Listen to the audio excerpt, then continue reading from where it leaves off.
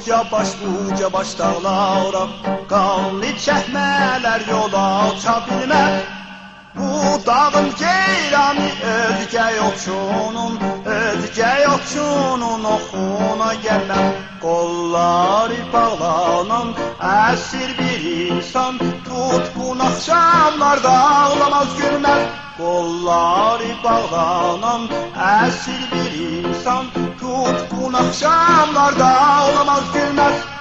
Qolları bağlanan əsir bir insan, tutqun axşamlarda ağlamaz gülməz. Qolları bağlanan əsir bir insan, tutqun axşamlarda ağlamaz gülməz.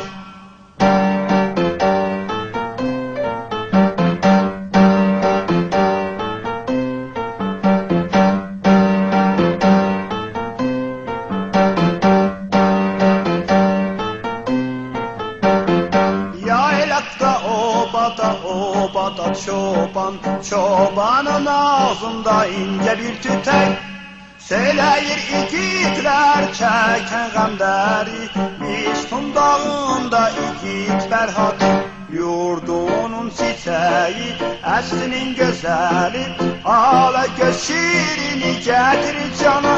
Yurdunun çiçeği, əslinin gözəli, ala göz şirini gətirir cana.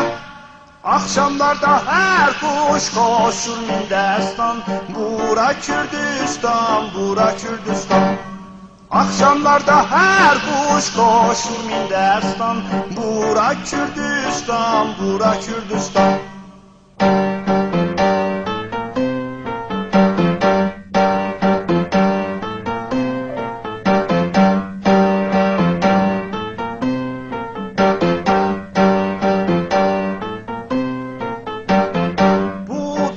Koca baş elleri uca baş, hamıya bir dost bizlere kardeş.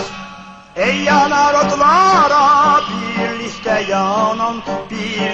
yanan vefalı yoldaş. Axan kızıl düzden axan günecek, ulduzlar yere bakan günecek. Axan kızıl düzden axan günecek, ulduzlar yere bakan günecek. Bol olsun halkimin ehli bostan, var olsun bizim yoldaş Kürdistan. Bol olsun halkimin ehli bostan, var olsun bizim yoldaş Kürdistan.